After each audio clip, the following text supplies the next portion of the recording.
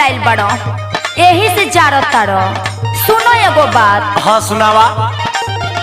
हम तो नहीं हरे रहत रही एसी में, हाँ एसी में, एने देह जरी जाता हमर खेती में।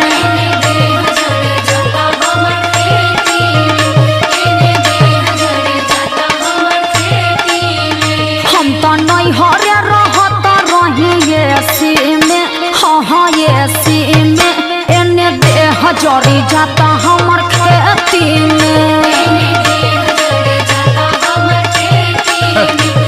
अब पढ़ले लिखले तो बाड़ू ना, अब तुम्हें कहा समझाई हम। हाँ तो पढ़ लिख के तू उखाड़ ले बड़ो और खेतवा में जाके कलम चलावे लो। कौन कलम हो? खेतवा में कौन कलम चली? हाँ हाय फरसा बा। अर्थवा फरसवा छोड़, आई फायदे के बाद सुन।